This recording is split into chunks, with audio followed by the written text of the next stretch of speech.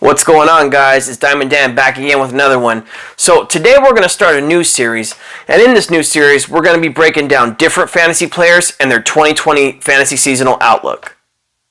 So we'll be breaking down NFL rookies as well as NFL veterans like Mike Thomas, Todd Gurley, any other rookie, Jerry Jeudy, all the other guys, okay? So all different people like. Now, the first person I want to talk about is someone who I really think people are sleeping on right now, and that person is Justin Jefferson, the rookie wide receiver for the Minnesota Vikings. Now, Jefferson is about 6'2", 200 pounds, and runs a 4.3 in the 40, okay? He did at the NFL Combine. He also jumped 37.5 inches, which is really good, and was also selected 22nd overall in the first round of the 2020 draft. All right.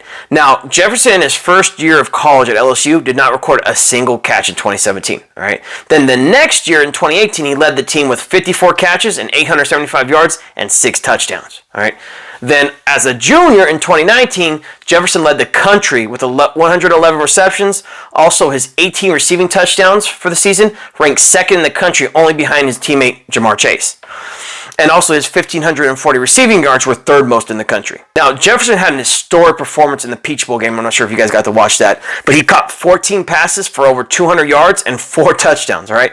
And all 4 of those touchdowns came in the first half. So he set a college playoff record, all right, football game record, and tied the most for most touchdowns in any bowl game whatsoever in the first half. So overall, summing up, Jefferson is one bad mamma jamma. Now, Jefferson has an extremely fast first step off the ball for a big receiver, okay? And he also has great overall footwork, all right? You wouldn't expect footwork for a guy that big, that being that good footwork. Now, Jefferson is super fast and super quick, and he has some of the best ball skills out of any receiver in the 2020 draft, in my opinion, okay? Now, in my opinion, Jefferson would have been a top 10 pick in any other draft, all right? You put him in the 2017 draft, he's the first receiver. In the 2018 draft, he's high up there as well. Okay, and he was the 4th overall best rated receiver on my big board for the 2020 draft. All right, he came right in behind the big 3, Jerry, Jeudy, and Lamb. All right, so the good thing about Jefferson is that he was ultra productive from the slot in college, and he'll play slot and he's going to play outside in the league. Okay, so he's going to play both. And is going to be hands down the undisputed number 2 receiver on the Vikings, right behind Adam Thielen. All right. Now, from a team perspective, I loved what the Vikings did by trading away the expensive always hurt Stephon Diggs, all right, and then drafting his replacement in Justin Jefferson, who I think will be a better pro, hands down. All right. And they got Jefferson at an extreme rookie price discount, because you got to remember, salary cap plays a lot into a lot of things, guys. Okay. Now, new offensive coordinator Gary Kubiak, he likes to run a lot of 12 personnel, okay, which is okay because that was the same personnel as the previous OC, Kevin Stefanski, okay, who is now the head coach for the Browns. And 12 personnel, which also means that Adam Thielen and Justin Jefferson will be one-on-one on the outside with corners a lot, okay, especially if the good run game that the Vikings have, the safeties have to come into the box.